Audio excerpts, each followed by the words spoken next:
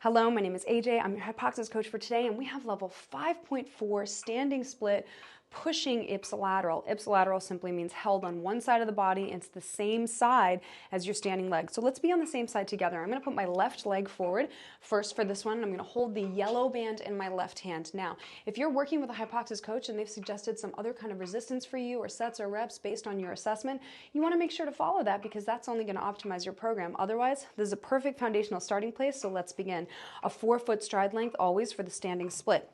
Hinging forward, and now here, right hand is behind the head. HYPOXiX head stance is driving the head back into your hand and also slightly lifting it up. So we're always growing in height in every movement. We begin with a hip hinge, and we're staring. The gaze is very specific to work the muscles of the eyeballs, cognition, nervous system, all the things.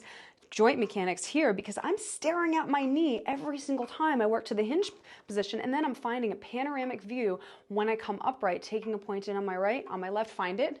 And I want you to find that every single time you come upright. That's important because that's going to calm your nervous system in that moment. Now that left arm that comes back from that push, it only comes back to the rib. So I don't want it to come back here. That can be irritating for the shoulder. So I want you to find that seam in your shirt or whatever it is, that feedback that tells you that you're only bringing the elbow back to about here.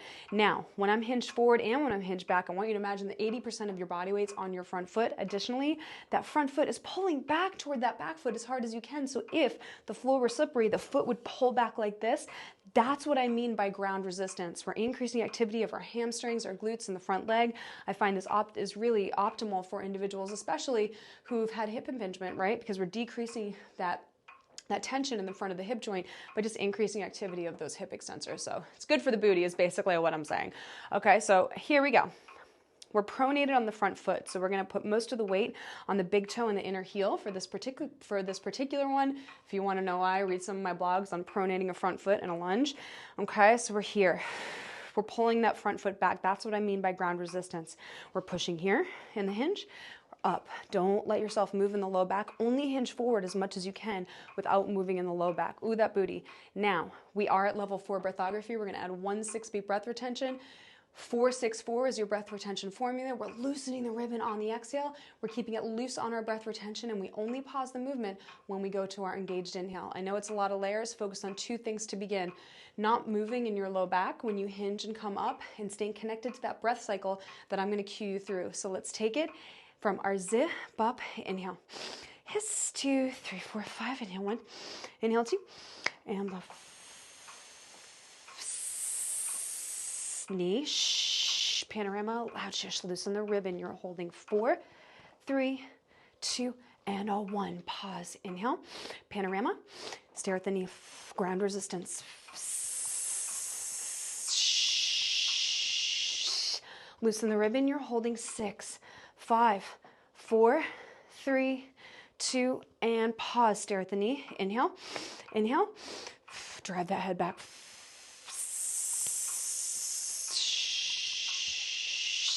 Loosen the ribbon. You're holding 4, 3, 2, and a 1. Ouchie. Yes, that glute is intense. So rest 15 to 30 seconds, and now it's time to repeat it on the other side. You can either rewind the video, just about 60 seconds, so we can perform the other side together, or you can now stop the video, repeat it on your own to stay true to that tempo, frequency, intensity, and duration of your breathography breath cycles. You may choose to put a metronome on your phone at 60 beats per minute until that 60 BPMs is just playing in your head organically. So you stay true to that 2-second inhale and that 8-second exhale where you're loosening your ab ribbon around your waist on your exhale and only tightening it when you get to the inhale.